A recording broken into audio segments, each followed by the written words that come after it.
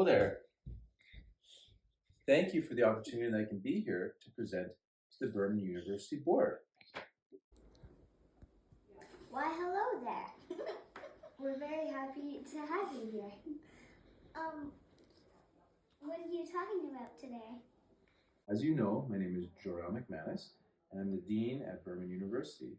And I've noticed that a lot of our students struggle with making healthy choices throughout their day-to-day experience. Now, I believe that we need to revisit our method of health promotion on our campus. And this is a wonderful opportunity for me to present some interesting facts that I've found out in a neat way that I believe will resonate with a lot of the student population. I have found that students struggle with incorporating sustainable health and wellness behaviors, which begs the question, why is this so? I believe that by aiming to reduce certain health inequalities on our campus, and by investing in social determinants of health, we as a university can create opportunities for students to be healthier and happier. So this aim comes as a result of two concepts. The first of which, that students are really looking for having a healthy day-to-day experience and having supports that aid in the fruition of this goal.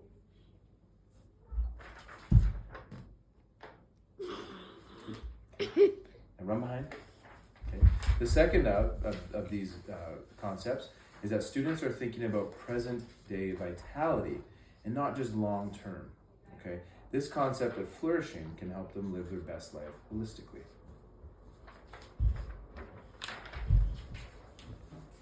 Go. Wait a minute, stop right there. What are determinations of health? Huh? That's a really good question, board member. Social determinants of health are health-shaping living and working conditions that people or students experience. The other term was health inequalities. Health inequalities are differences in health that result from the social conditions in which people live.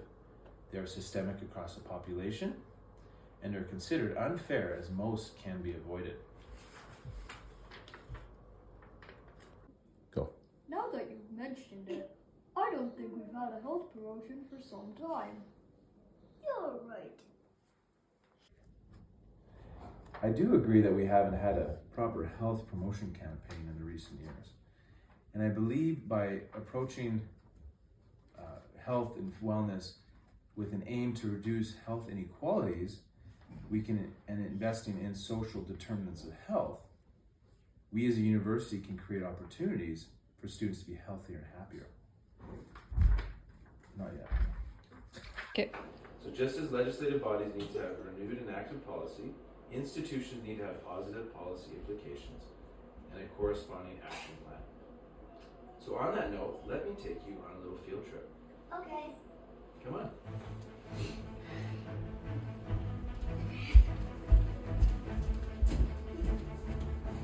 Stop.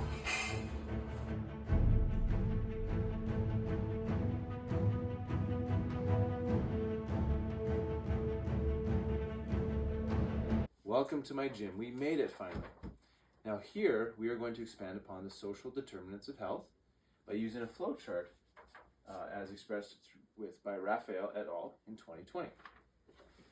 And what you notice is that the individual lifestyle is directly affected and embedded within greater aspects of society and environmental conditions. Now, in this middle section, as Hazel's going to point out, we have different determinants of health. The first of which is housing, then healthcare, water and sanitation, unemployment. These living and working conditions affect both to a certain degree. We have our work environment, education, which is basically the overarching theme of what we're talking about further on, and food. And then of course we have our social networks, and the individual lifestyle does have play a part within the day-to-day activities of the individual. But in reality, what we notice is that this overarching theme of society has a greater impact upon the individual. Sorry? So just as we can control the variables and the parameters in a gym we can do the same thing with the social determinants of health. So if I ask Lillian, I want you to jump up to a front support and do one reverse hip circle, back hip circle, okay, just one, and stop, good, and come down, right, okay, then we can adjust for future growth or changes in that programming. So now I want you to do 2 hip circles.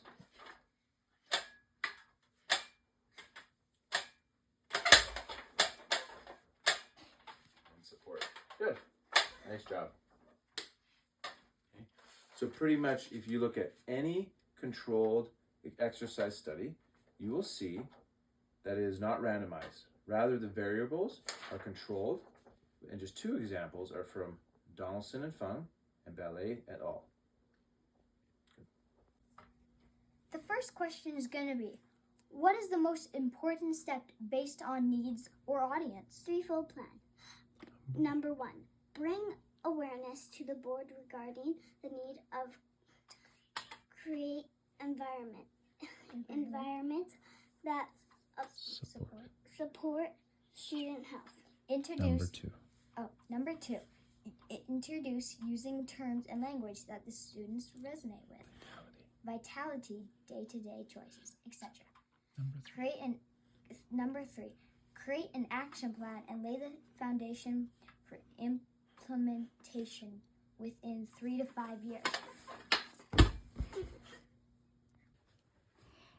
Okay, so now we are going to actually shift focus now into how to take actionable steps to adjust these social determinants of health. And one way to do that is by using a health promotion campaign. Now, health promotion is a process of enabling people to increase control and improve their health. So, Public Health of Ontario proposes 6 steps that we could utilize to the health campaign to target specific determinants of health. And our goal is to use that within the context of the Burman University student, right? And introducing and reinforcing policies corresponding with those actions. So Hazel is going to underline this 6 steps. Okay, you got chalk, honey? Mm-hmm. Okay, so step 1 is pre-planning and project management. Step 2 is conducting a situational assessment. Step 3, develop overall program direction. Step 4, select strategies and activities. Step 5, develop indicators. And step 6, review and or adjust the program plan. We are going to focus primarily, you can circle these, honey. We are going to focus primarily on step 1, step 2, step 3, and step 4. Step 5 will be more or less a test and retest as we go through this process for future applications. Okay, so welcome back to the gym. We had a day off, so now we're coming back and we're going to quickly review what we talked about. So we want to approach the social determinants of health with an appropriate action plan relative to the student's context. And we introduced not only the social determinants of health, but also a 6-step action plan proposed by the Public Health of Ontario. So as a quick review, the most important step is what we're concerned about. Now there are 6 steps in the action plan, but we're going to be focused on primarily the first 4, but most especially on one of them in particular. So Hazel's going to point to these as we go through them. The first 4 steps are pre-planning, situational assessment, program direction, and then the biggest one, she's going to start, are the strategies and the activities that we're going to push in order to promote this campaign for the student body. Nice. And then what my girls made mention of in the previous section were these 3 key areas. The first of which for the strategies is bring awareness, you can underline this, honey, bring awareness to the board for the need to create an action plan that resonates with the students. Okay, language, and that means using appropriate language that can connect the students with the social determinants of health. And then the last one, is a realistic action plan that will take about 3 to 5 years to implement without feeling like we're doing too much or too little during that time. So here's the link of step 1 of bringing awareness to the student body and the social determinants of health. Raphael et al. In 2020 emphasizes the fact that the health of young Canadians is our challenge, and that we must think about the determinants of such in a more sophisticated manner in order to improve the health of our fellow students. That comes from page 8 and page 12. And this is exactly what I'm going to do as a presenter, along with my girls, is parallel these social determinants of health in a more relatable way to the student body. And I'm going to use that by using terms related to health and fitness. So one of these terms as well, one of these discourses, is healthism. And it could have positive or negative influences depending on the context. Okay, so our goal, once again, is using this relatable terminology, right, in order to mitigate the negative connotations of exercise and fitness, especially in young adults today, because they face a lot of challenges and unknowns.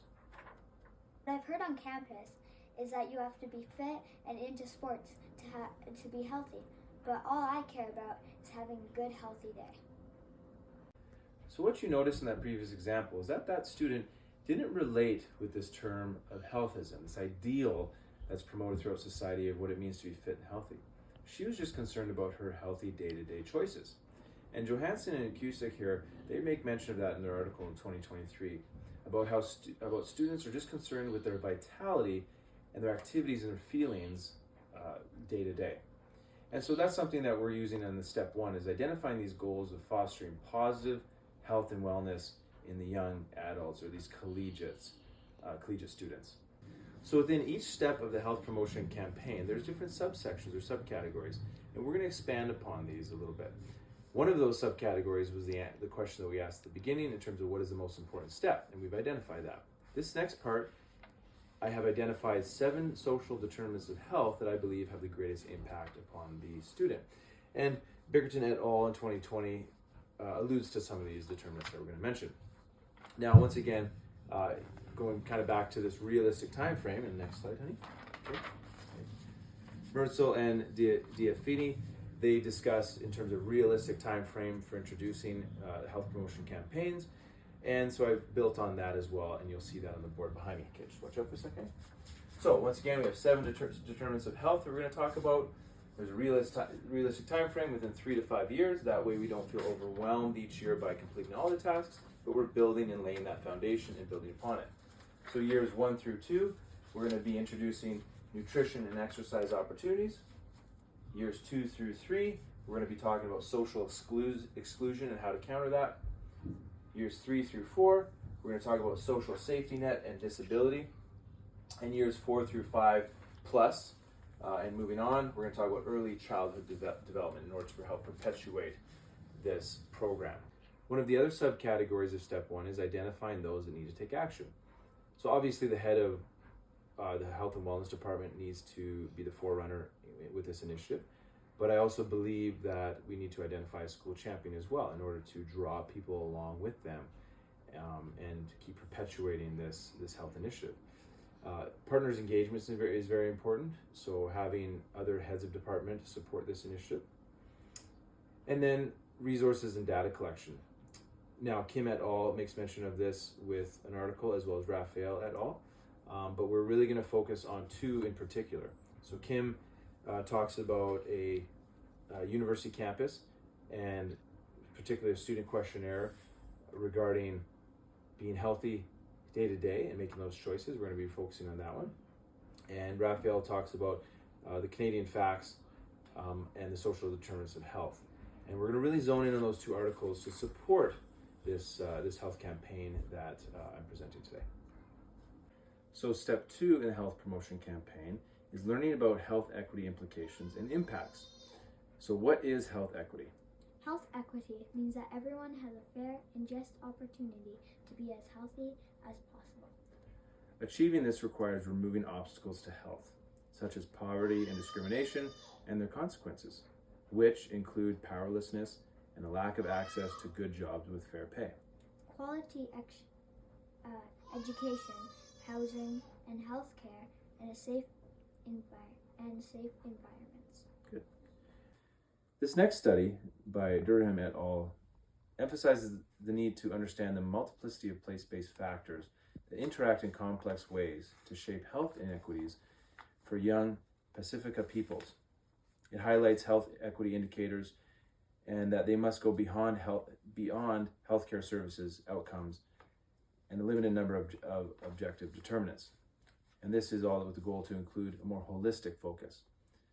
Starting to measure health and well-being via the lens of social determinants of health will help to identify where policymakers and programs can intervene to begin more adequately address inequities. And that's exactly what we're trying to do with this health promotion campaign. Okay, next one. Ozar et al. In 2020 also has an article relating to young adults recognizing the need for more equitable solutions as they pertain to social determinants of health and advocating to these points. In order to combat these health inequalities, we need to identify the current state of inequality or health within Canada.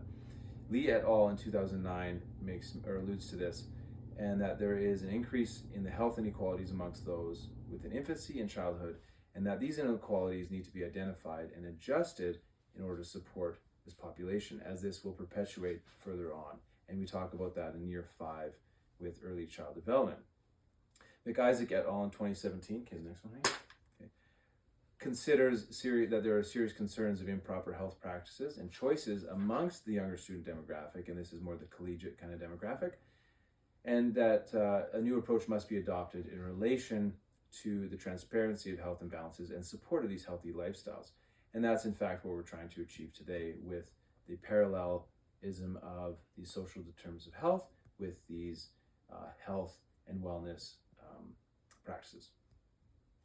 To expand upon these thoughts made by McIsaac, Marmot et al. In 2018 discusses how, as a worldwide unit, we need to commit to supporting action that can help mitigate these health inequalities. But coherent action must be fashioned across the determinants, rooting out structural inequity as much as ensuring more immediate well-being. Yep. Make sure that's the right one. Okay, good. So infrastructure and implementation has struggled in the past 4 decades. Yet there is a positive shift towards younger minds and actions, and Pedersen et al. Alludes to this. We also need to reinforce the need for policy action on an individual level, hence the reason why health champions are a vital component of this. And last but not least, the future of health promotion in Canada, and this is referring to this article here from 1997, discusses how the federal government may have difficulty with understanding certain needs of the province and its citizens, and so institutions as well. So these institutions or provinces or communities, they must use determinants that are relative to their construct in order to determine the best policy action for their constituents.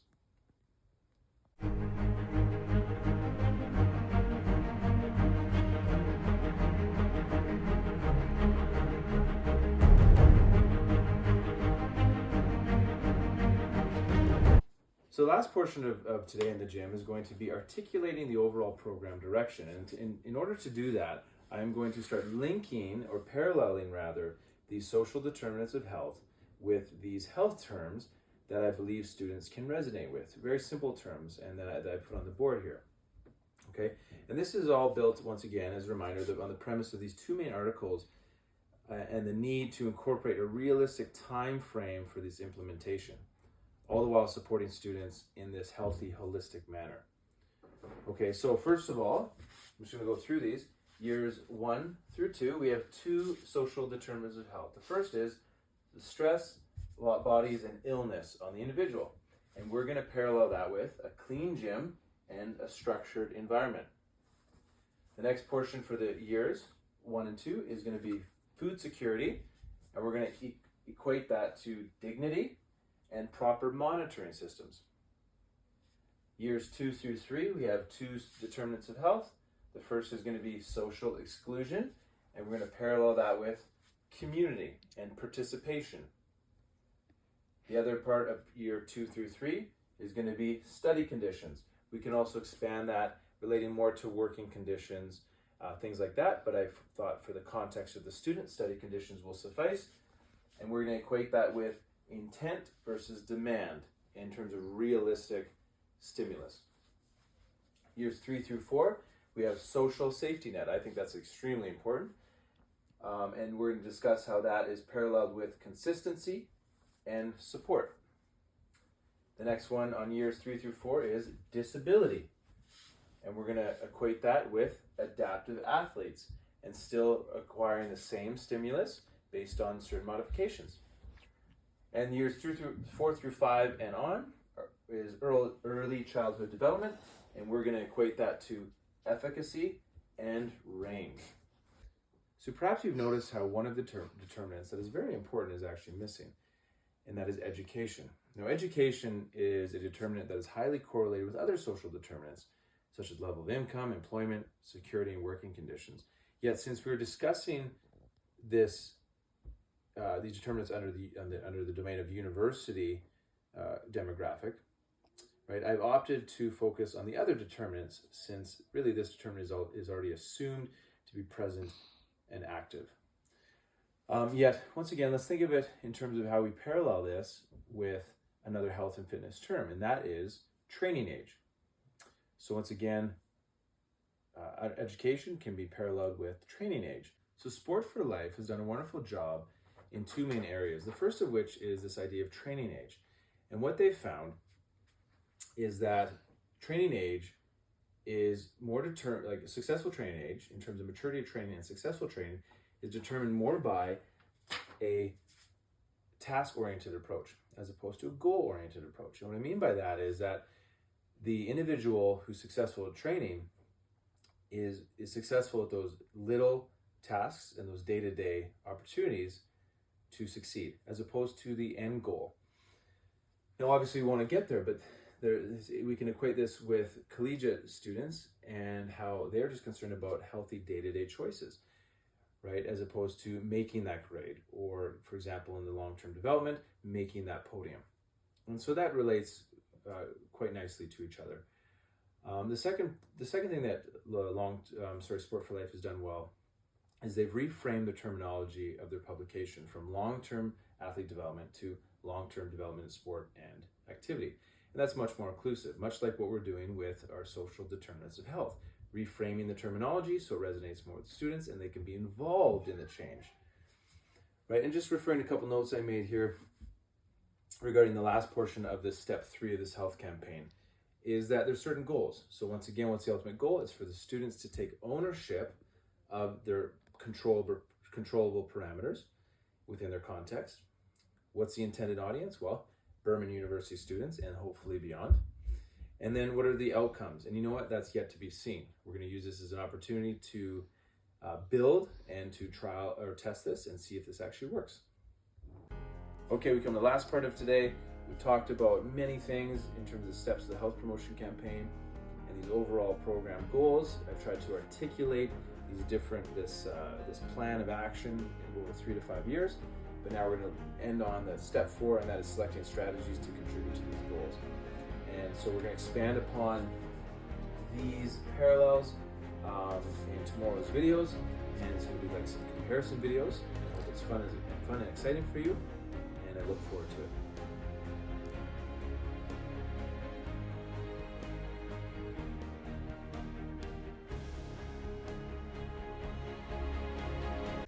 So perhaps you've noticed how one of the determinants that is very important is actually missing, and that is education. Now, education is a determinant that is highly correlated with other social determinants, such as level of income, employment, security, and working conditions. Yet, since we're discussing these determinants under the domain of university demographic, right? I've opted to focus on the other determinants, since really this determinant is already assumed to be present and active. Yet, once again, let's think of it in terms of how we parallel this with another health and fitness term, and that is training age.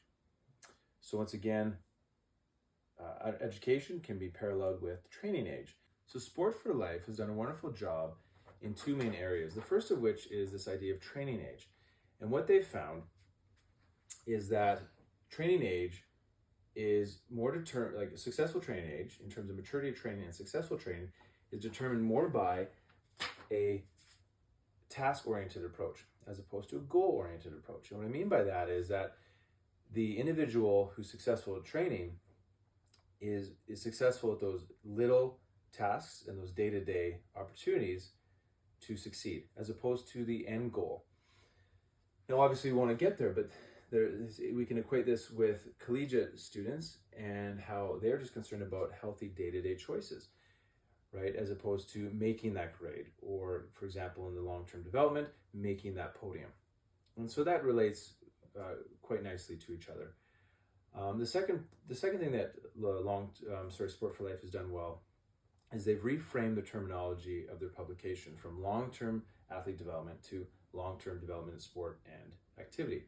And that's much more inclusive, much like what we're doing with our social determinants of health, reframing the terminology so it resonates more with students and they can be involved in the change. Right, and just referring to a couple notes I made here regarding the last portion of this step 3 of this health campaign is that there's certain goals. So once again, what's the ultimate goal? It's for the students to take ownership of their controllable parameters within their context. What's the intended audience? Well, Berman University students and hopefully beyond. And then what are the outcomes? And you know what? That's yet to be seen. We're going to use this as an opportunity to build and to trial or test this and see if this actually works. Oh, I'm Hazel, and I am 65 years old, and I am partly injured, and I am retired. Stay there, stay there. Hello, I'm Lillian, and I'm 15 years old, and I am a gymnast. Hello, Hazel and Lillian. Thanks for coming. For today's training, we are going to do a max back squat. And I mean max, that is heavy as possible no matter what.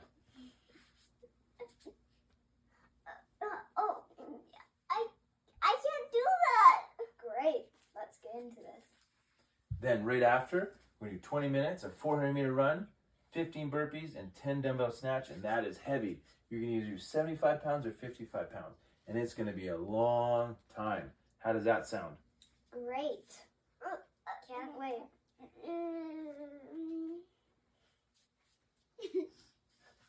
Can we skip? Okay, girls, Hazel and Lillian, I want to review this workout with you a little bit because the main focus is to do this well. I don't want you to worry about chasing a number, okay?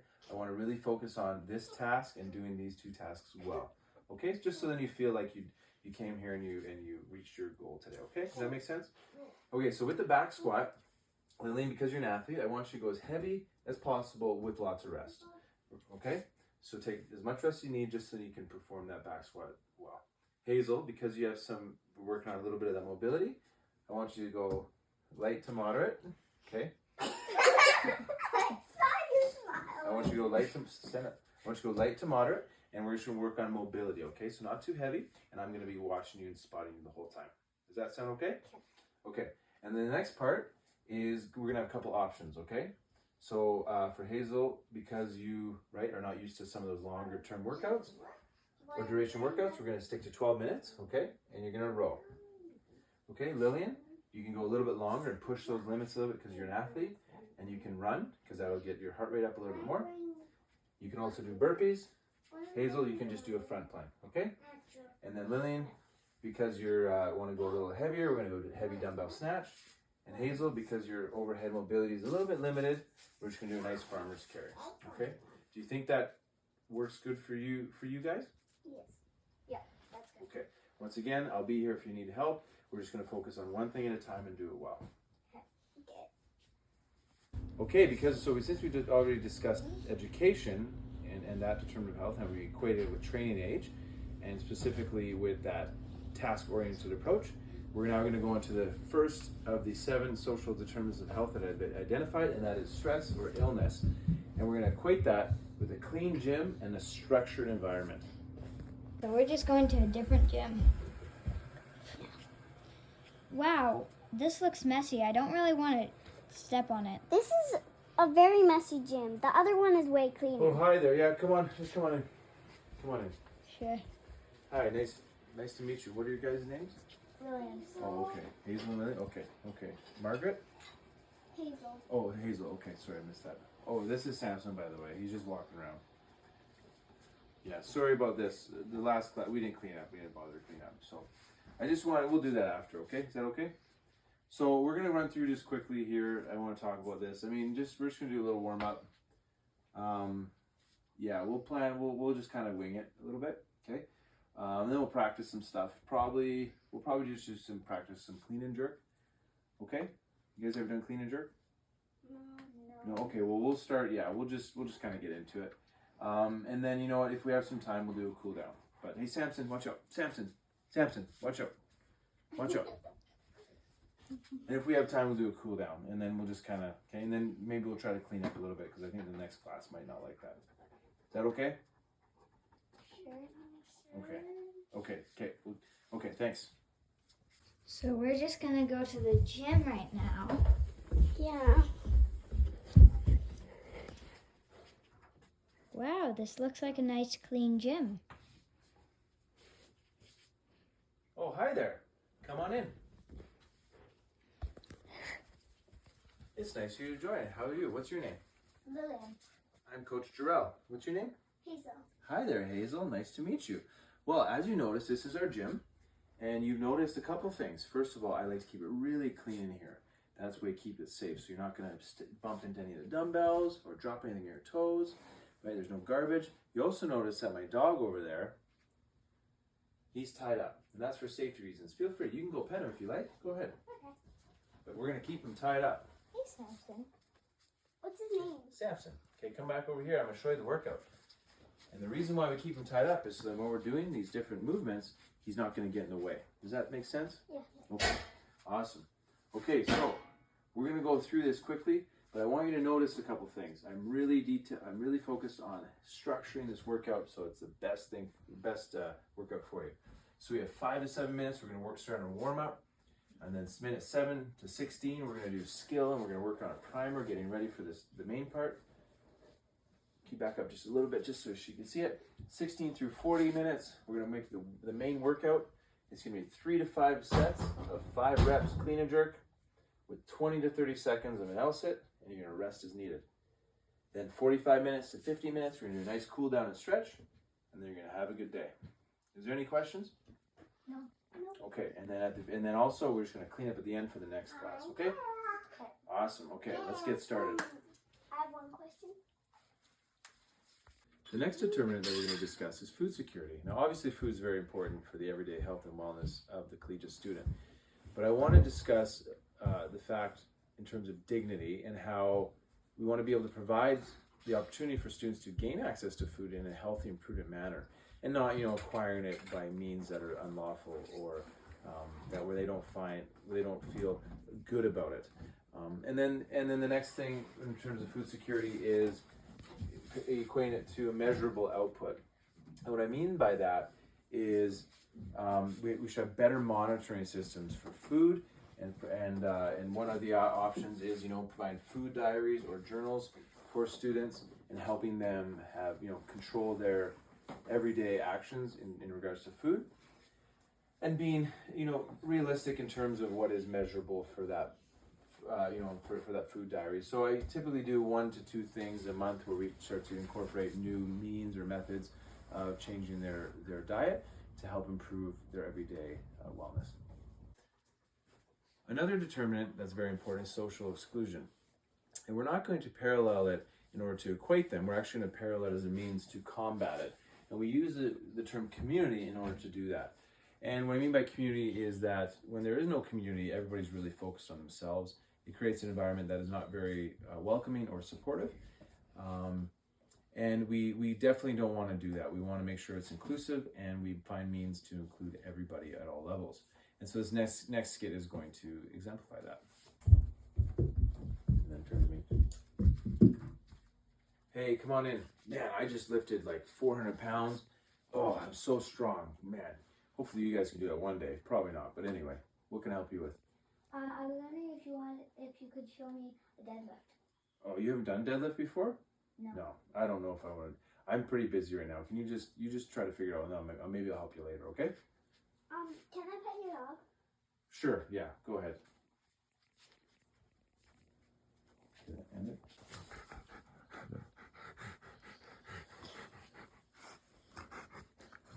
Oh, hello.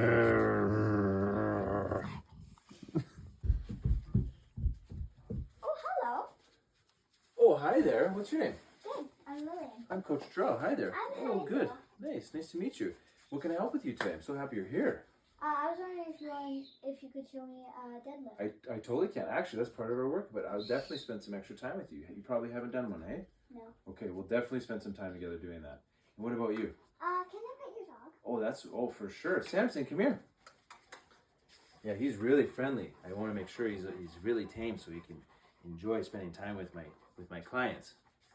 Awesome. Okay, well, let's get this class started, okay? The next determinant that we're going to discuss is working or study conditions, and we're going to parallel that with the skill or the intent of proper movement patterns. And also, we're also going to add in balance or proprioception. So if you think about it, we spend a large amount of time at work or when we're studying as a student, and we need to make sure we have a healthy physical condition to meet these demands. So on the board here from Raphael et al., once again, on figure 6.1, they go through several dimensions of different environments that have an effect. And if you kind of put it from the lens of a health and wellness perspective, these all have a part to play in, for example, a gym setting. So for example, job strain or strain in a workout, effort and reward and balance, that matches skill and intent. Organization, having a clean and structured gym and a workout. Work or study hours, make sure it's a realistic time frame and it's achievable.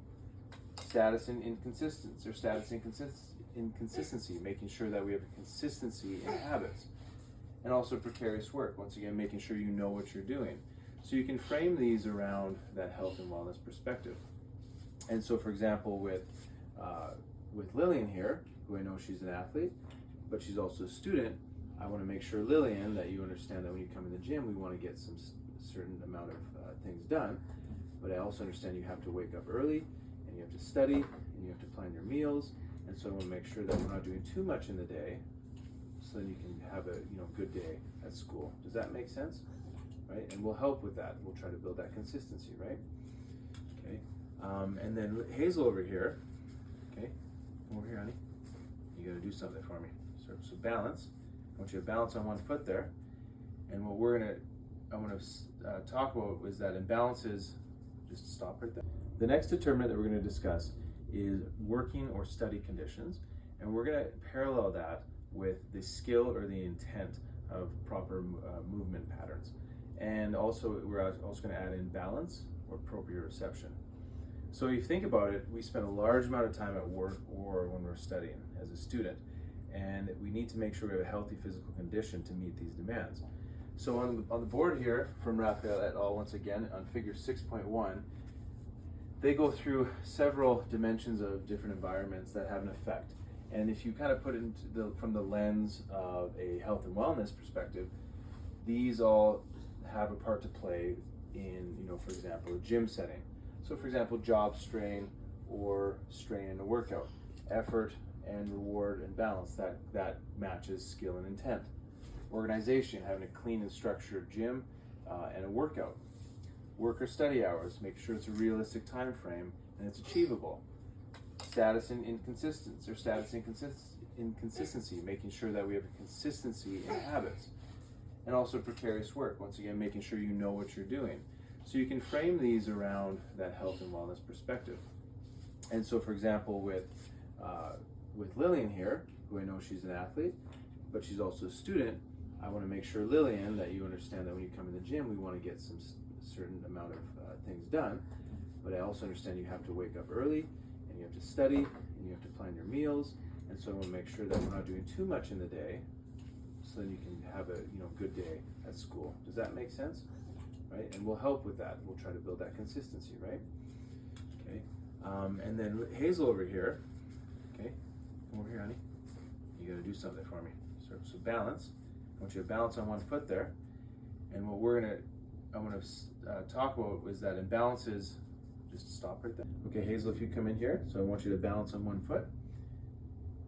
And this is just a simple metaphor for how imbalances between efforts to meet demands and rewards is a major indicator of health problems. So we want to ensure that that skill and that intent match, so then we have an appropriate response. Thank you, awesome. So really, what is the goal of the workout? Or what is the goal of that session? Right? Very important. We want to ensure that the individual or the athlete or the client has an appropriate skill level to meet those demands. Is it realistic for them and their context? Right, very important. And then we also support, as coaches, we want to support the use of scaling or adjustments to meet those healthy needs. Okay. One of the most important determinants of health is the social safety net. And I equate this with consistency and support. And the word consistency does come up a lot, and that's intentional, but it does relate more to the social safety net than any other determinant, in my opinion. And I believe that with this sense of consistency, and in terms of the setting and the coaches and the habitual practice, I think that can play a huge role in the day-to-day activities of collegiate students. And so I use this as an example. Here's Hazel. She's doing an exercise in a floor press, and Lillian's going to be there. And you go ahead, honey, you can do some reps. And she's going to spot her on that. And that's really what a support system does. Is they allow you to go through experiences, some challenges, but they're always there for support.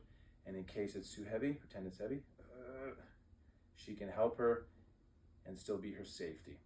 And that's a wonderful thing to have for anybody, especially a student. And Thank you, Ghost. You can keep going if you want. And if it drops that. Yeah, and then if it drops. That. Yeah, now, okay, now you gotta be quiet now, okay?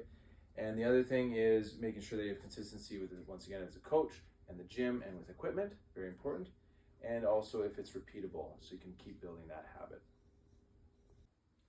So the second and last determinant that we're going to discuss is the disability. And I don't want to see this as a negative connotation. I want to actually approach this and reframe this in a positive light, more as an opportunity for individuals that have these challenges to be placed in situations where they can be successful. So here's a good example. If you move forward here, Hazel. Okay, Hazel's going to do 3 snatches. 1, 2, 3. Good. Okay, now you step to the back. And then Anita, since she only has 1 arm, I still want to achieve the same stimulus. Maybe you could face that way. And she's going to do dumbbell hang snatch.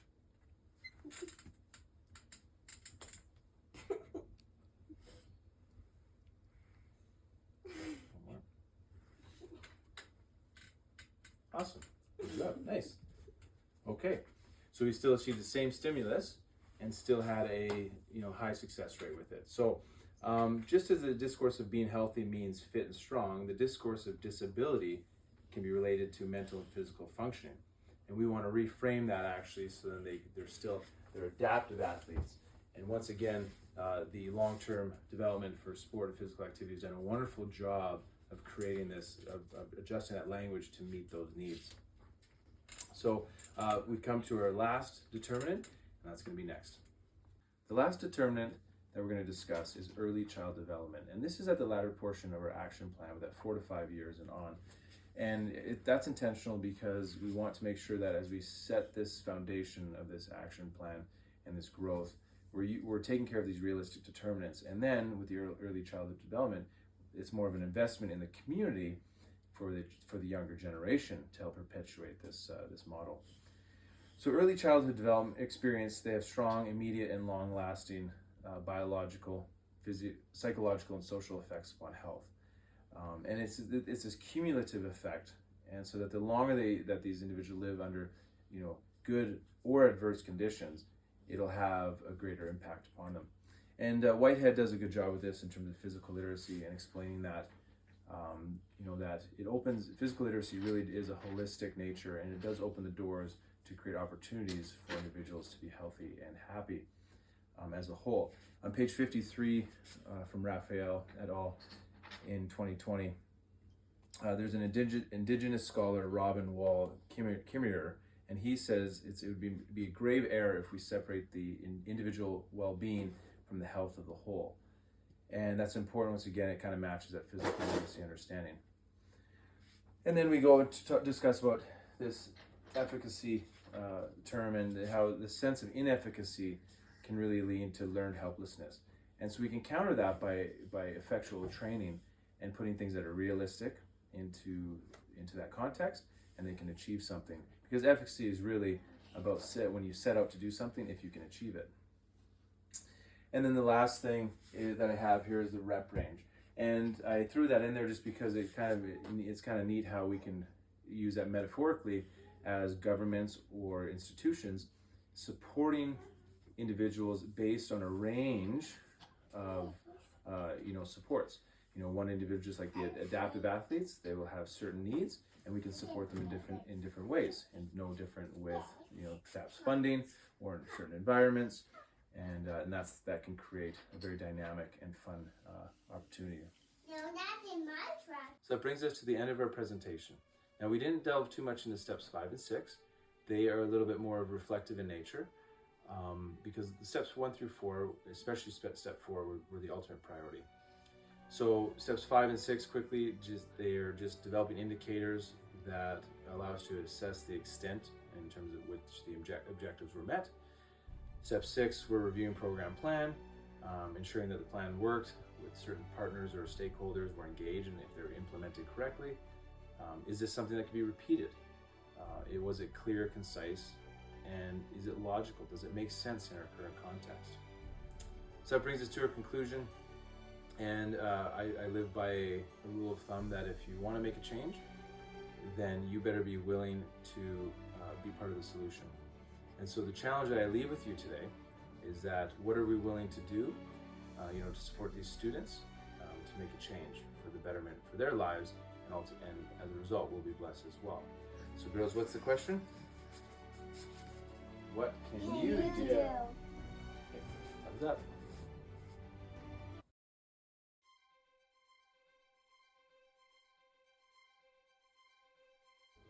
Not right now, but okay.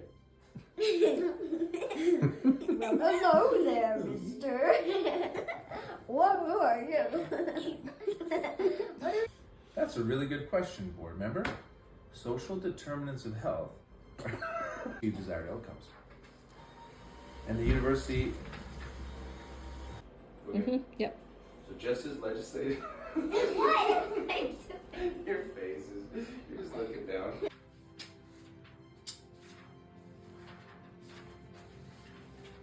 What are you doing on the bar?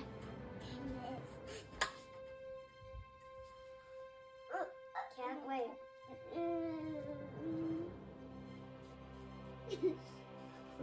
Twisted.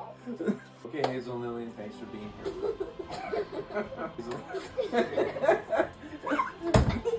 Keep playing, it's okay. I can't. We would have had that sharp. Wow. When we parallel with dignity and a measurable output, right, we can start to just keep it. Okay, Hazel and Lillian, thanks for coming to training. I want to review this workout before we do it. You're reading. You sure? To assess the extent to which the objectives have been met. Step 6 has a few items in terms of reviewing the program plan, ensuring that the plan worked, and that it was current, and that stakeholders were brought in and it was realistically implemented. One of the questions is it repeatable? Right? Is it complete, clear, and current? And does it make sense? Right? Is it logical? Yeah.